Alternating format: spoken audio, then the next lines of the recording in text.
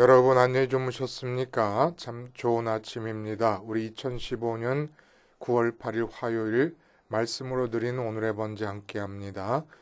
민수기 20장 14절에서 29절 말씀으로 같이 하겠습니다. 우리는 21절부터 26절까지만 같이 읽습니다. 시작. 에돔 왕이 이같이 이스라엘이 그의 영토로 지나감을 용납하지 아니하므로 이스라엘이 그들에게서 돌이키니라.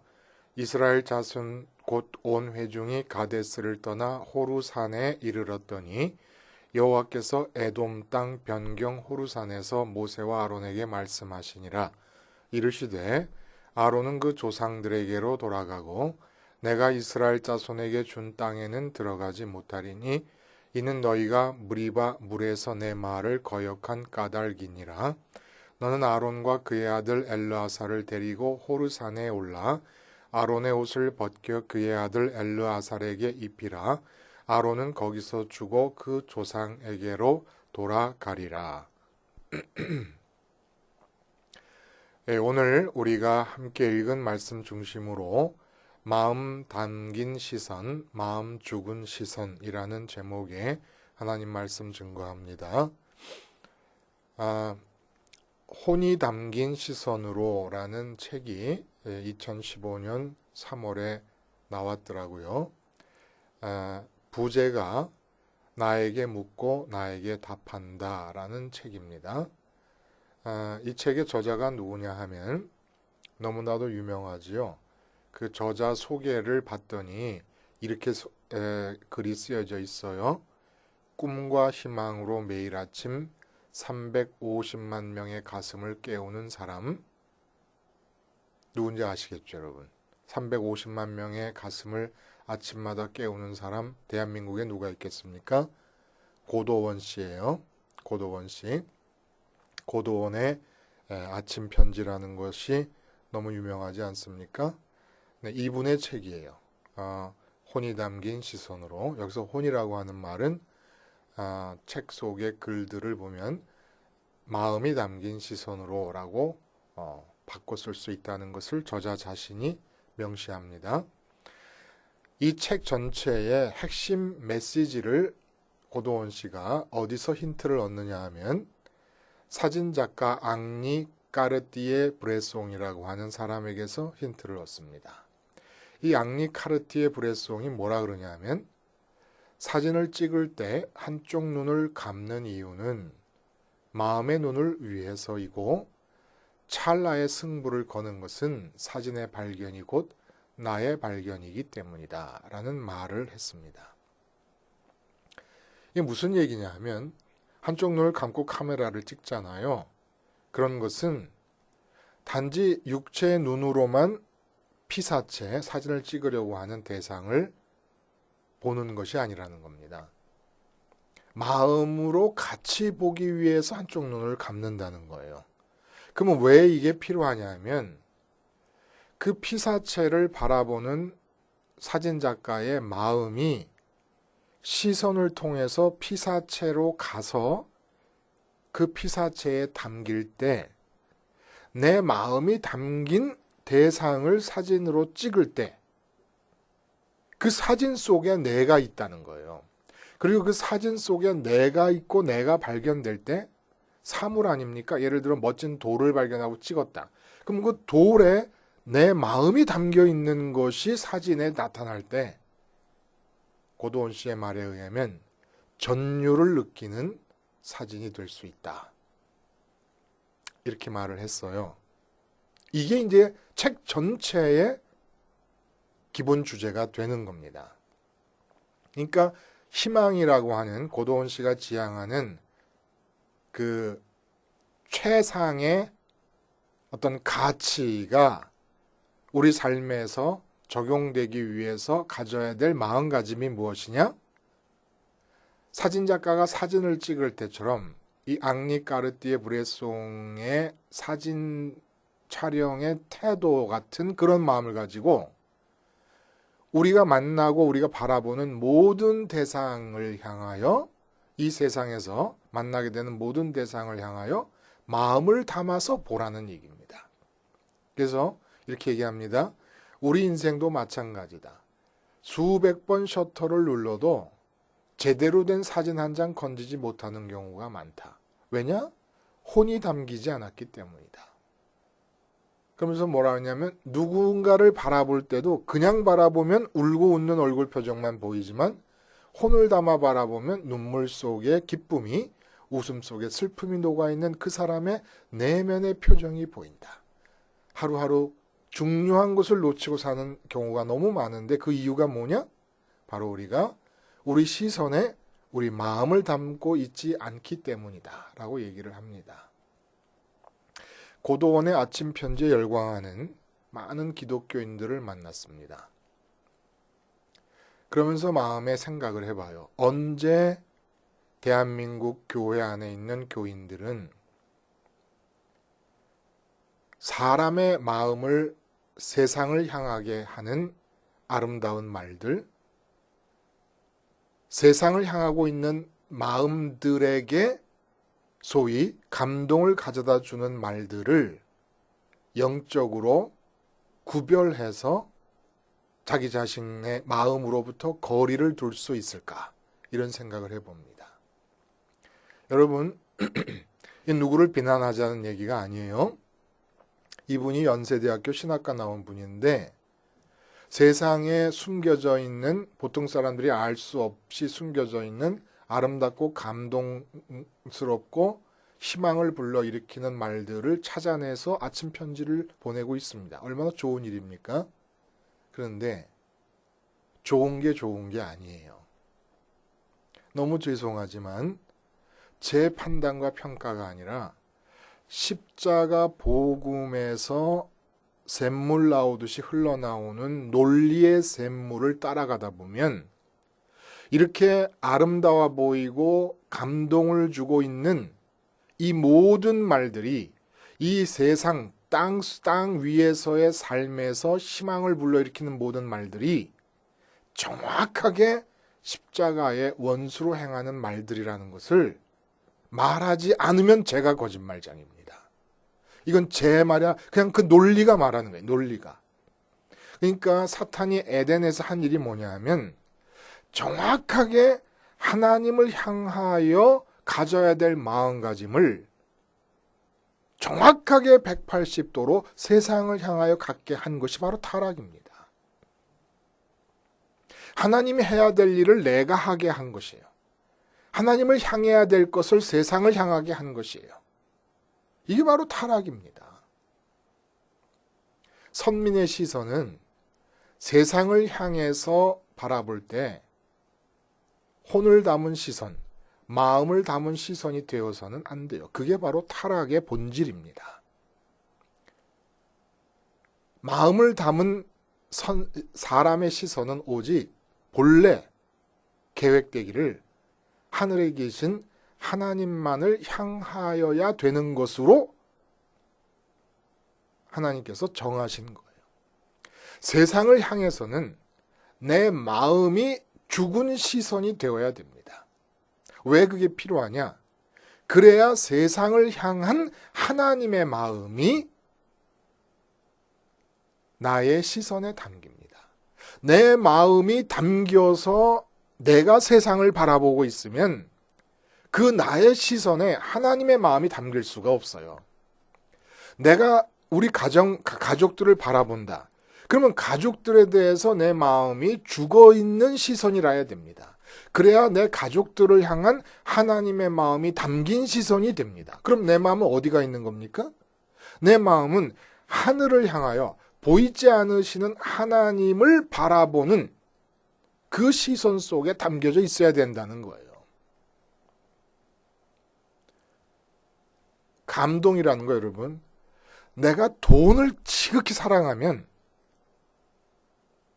성공이라고 하는 말도 돈 버는 게 성공이 되는데 희망이라는 말도 돈을 많이 벌 수 있다는 게 희망이 되어버릴 때 감동도 돈을 벌 수 있다고 하는 확신을 줄 때 내게 감동이 되는 거예요.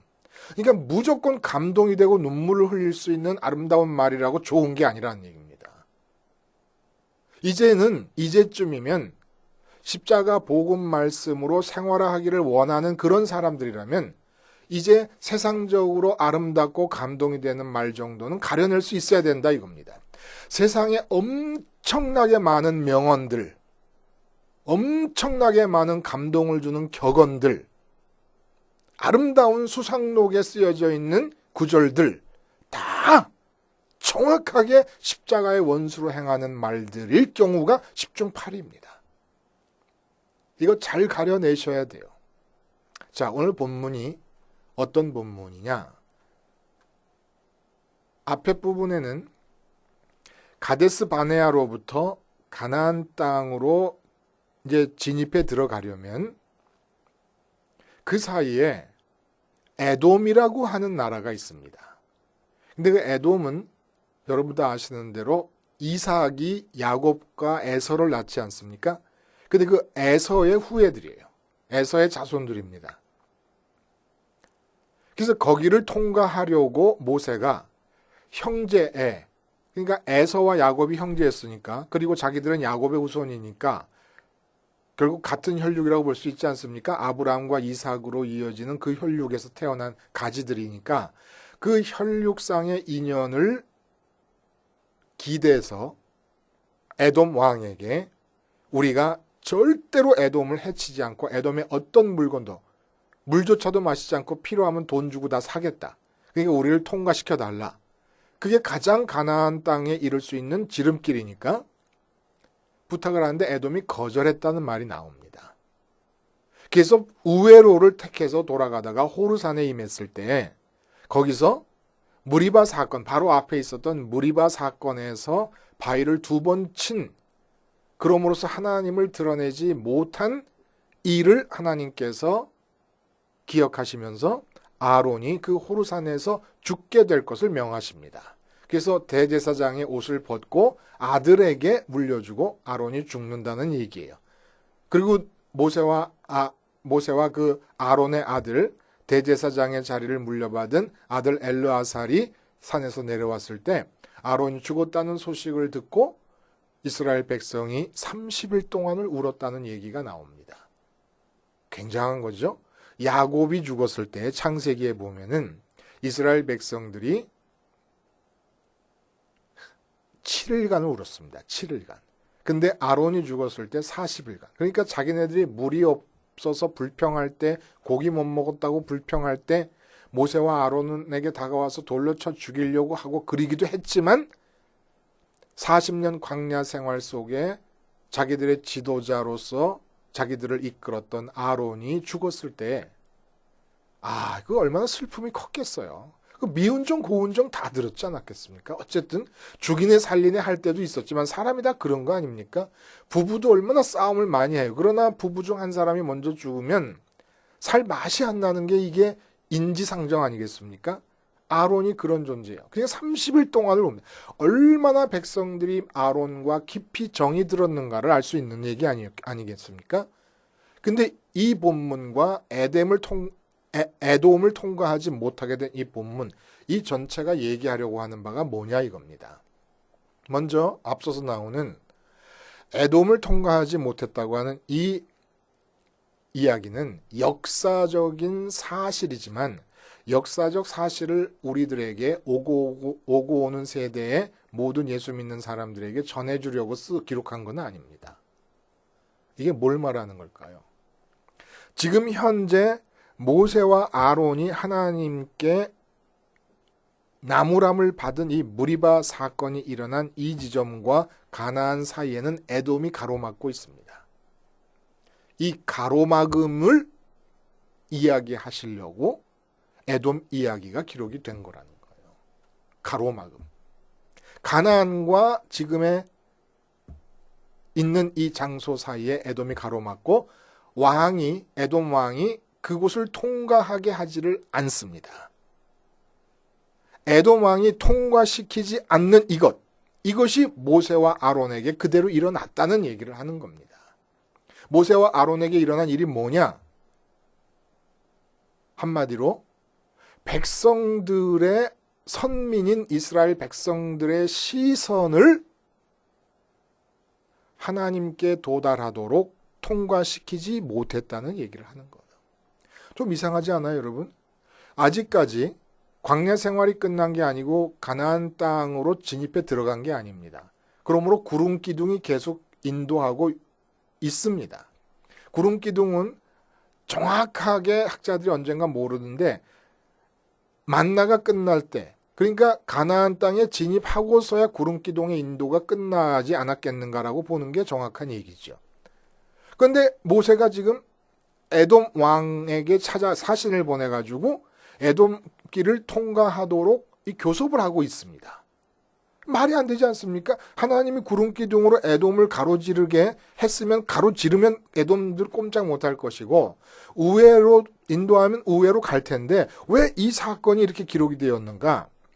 전후 맥락 그 당시로 돌아가서 전후 사정을 다 알 수는 없지만 우리들에게 전달해 주려는 메시지로서의 비유적 설교라는 거예요.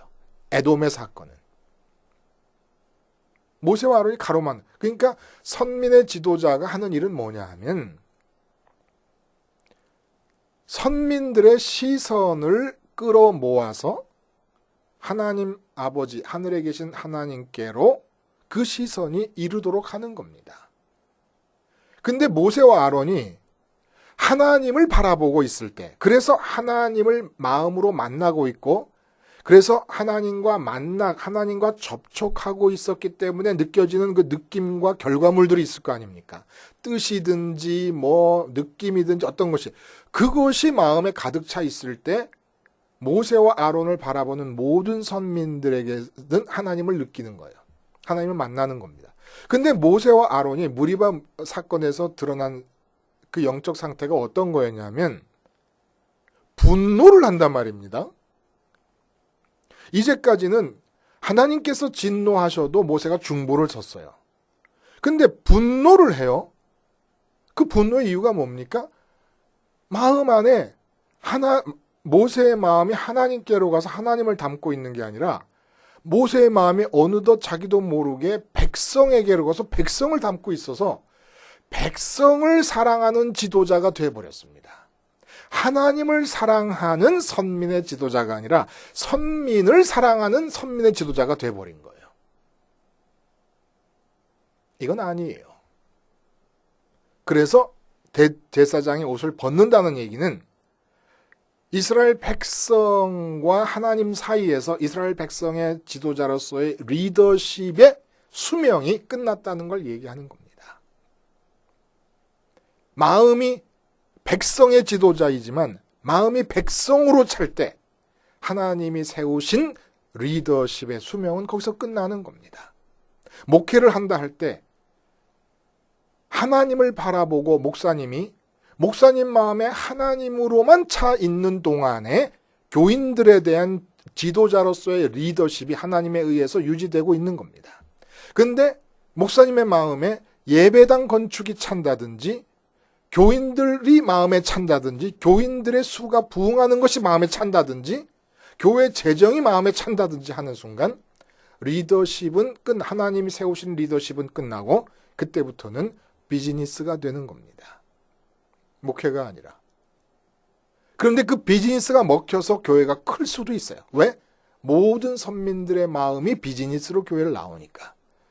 비즈니스 하는 사람과 비즈니스 하는 사람이 만나서 딜이 이루어지는 겁니다. 나는 이 땅 위에서 고도원 씨의 말처럼 이 땅 위에서 이루고 싶은 나만의 꿈이 있다. 근데 교회에서는 나만의 꿈을 이룰 수 있는 힘과 용기를 불어넣어주는 비즈니스를 합니다. 근데 장사 속이 되는 것이죠. 장사 속이. 그래서 여러분, 이 세상에 그 어떤 훌륭한 지도자라도 특히 교회 안에서 역사상 그 어떤 훌륭한 지도자라도 반드시 에돔이 가데스 바네아와 가나안 경계 사이에 끼어 가로막고 있듯이 하나님과 하나님의 선민들 사이에서 선민의 시선을 가로막을 수밖에 없게 됩니다. 왜 이런 얘기를 할 수 있습니까? 모세가 선민의 시선을 하나님께 가는 도중에 서서 가로막고 있어. 그걸 왜 우리 이렇게 얘기합니까? 하나님 뭐라 하시냐면 나를 드러내지 않았다. 내 거룩함을 드러내지 않았다. 하나님, 거룩하신 하나님이 드러나지 않았다는 건 하나님이 멀리 계시기 때문입니까? 하나님이 장막을 치고 계시겠습니까? 하나님이 커튼을 치고 계시기 때문에 드러나지 않은 겁니까? 모세가 가린 거예요. 아론이 가린 겁니다. 모세 같은 지도자가 하나님을 향하는 선민의 시선을 가렸다면 교회 안에, 교회 2000년 역사 속에 하나님을 가리지 않을 지도자는 단 한 명도 존재하지 않는다는 얘기예요. 그럼 어떤 사람이 되어야 됩니까? 지도자가 시선을 가리지 않으려면 이 세상에 존재하는 것들 중에 선민으로 하여금 하나님의 시선을 가리지 않는 존재는 지도자뿐만 아니라 존재 자체가 아무도 없습니다. 내 가족, 내 아내, 내 남편, 하나님에 대한 시선을 가립니다. 돈, 하나님에 대한 시선을 가립니다. 사업, 하나님에 대한 시선을 가립니다. 내 건강, 내 마음의 시선을 빼앗아갑니다. 내 시선에 하나님을 부를 때, 내가 몸이 아파서 하나님을 부른다. 그럴 때 이 건강이라고 하는 것이 마음은 건강이 붙잡아 둔 채로 하나님을 향한 시선에 마음이 안 담겨버리고 맙니다. 돈 문제가 있을 때 하나님을 부릅니다. 그러나 그 하나님을 향한 시선에는 마음이 안 담겨져요. 마음은 다 돈으로 가 있기 때문에. 그리고 목사님이 훌륭합니다.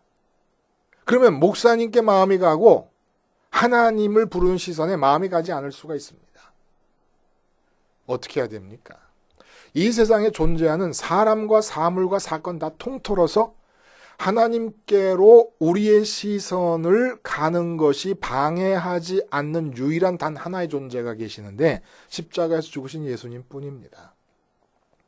예수님이 죽으시면서 시선을 모으십니다. 십자가로. 그리고 장사 지냈다가 부활하셔서 승천하십니다. 부활하셔서 흩어졌던 시선을 다시 모으고 그리고 그 시선을 다 끌고 하늘로 갖고 가버립니다. 그리고 보좌 앞에 우리의 시선, 마음이 담긴 시선을 보좌 하나님 앞에 내려놓습니다. 그래서 성령을 통해 우리가 시선을 보낸 자들이 하나님을 보는 거예요. 마음으로 느끼는 거예요. 하나님을 갖는 겁니다. 그래서 교회에서 지도자가 된다든지 아니면 내가 모두가 다 제사장 아닙니까? 아론의 대제사장의 사명이 오늘 끝나버렸어요. 죽어버립니다. 그리고 엘르아살에게 이어집니다. 근데 우리가 다 제사장이에요. 우리가 어떤 사람이냐면 전혀 하나님을 모르는 사람을 만날 때도 그 사람 앞에서 우리가 그 사람이 하나님을 볼 수 있는 것을 막는 가로막이가 돼서는 안 된다는 얘기예요. 그럼 어떻게 해야 됩니까? 우리가 마음속에 십자가를 기억하고 있는 동안 우리 마음은 예수님의 동선을 따라 부활 승천하는 그 길을 따라서 하나님께로 갑니다. 하나님께 머물러 있는 동안에 그 사람을 바라보는 우리의 시선에 우리 마음이 안 담기는 거예요. 우리 마음이 안 담길 때 그 사람을 바라보는 내 마음이 죽어버린 시선, 내 마음이 담기지 않은 그 시선 속에 내가 지금 마음으로 만나고 있는 그 하나님의 마음이 담겨서 그 사람을 향하여 하나님이 당신의 뜻을 펼치시고 역사를 해 나가실 수가 있다는 겁니다. 그래서 그 사람이 하나님을 만날 수 있는 기회가 주어지는 거예요. 왜냐하면 우리가 제사장이기 때문에. 제사장이니까 어떻게 해야 됩니까? 십자가의 번제단을 기억해야 되는 겁니다. 그러니까 아론도 어떻게 했어야 되느냐? 자기가 번제단을 주관하는 자 아닙니까? 그러면 양이 죽을 때 번제단에서 양을 죽이면서 번제를 드릴 때 이스라엘 백성만 그 번제단의 양이 나라고 생각할 게 아니라 자기 자신도 죽는 양이라고 생각했어야 되는 거예요. 모세도 마찬가지예요. 결국 어디서 실패가 일어납니까? 번제가 망각될 때, 그러니까 백성들이 사랑이 느껴지는 그가 모세가 죽어야 되고 아론이 죽었어야 되는 것이죠. 진짜 나라를 사랑하는 사람이 누굽니까? 나라를 바라보는 시선에 마음이 담겨 있지 않고 마음은 주님의 십자가에 가서 주님의 동선을 따라 하나님께로 가는 자, 그의 죽은 마음의 시선이, 마음이 담겨져 있다는 그 시선이 나라를 향할 때 거기에 하나님의 마음이 담기는 거예요. 우리 기독교인이 800만 명이다. 800만 명이 육체의 눈으로 나라를 보고 있습니다. 근데 800만 명의 나라를 보는 시선 속에 마음이 담기지 않고 800만 개의 마음이 다 하나님께로 가버렸어요. 그러니까 나라를 보는 시선 속에 800만 개의 이 마음에만, 시선 속에만 마음이 없어요. 근데 800만 개의 그 시선 속에 하나님의 마음이 들어갑니다. 그때 어떻게 되겠습니까? 나라가.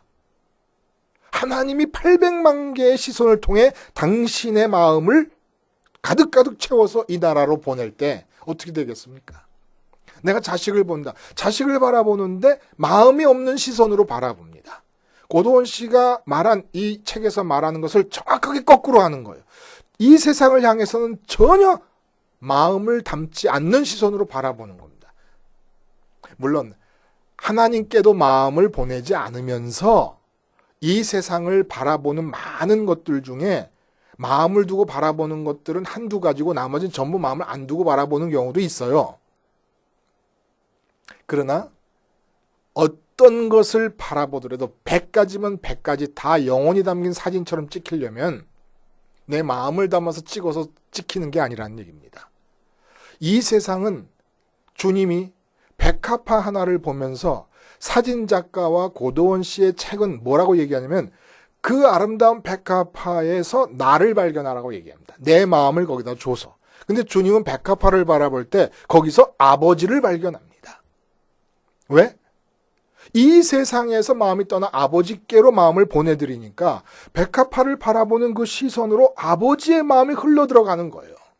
공중에 나는 새를 바라볼 때 주님의 마음은 마음이 담기지 않은 시선으로 봅니다. 그 마음은 어디가 있어요? 하나님 아버지께로 가 있습니다. 그러다 보니까 공중에 나는 새를 바라보는 주님의 시선에 아버지의 마음이 담기니까 공중에 날아가는 새 속에서 아버지를 발견합니다.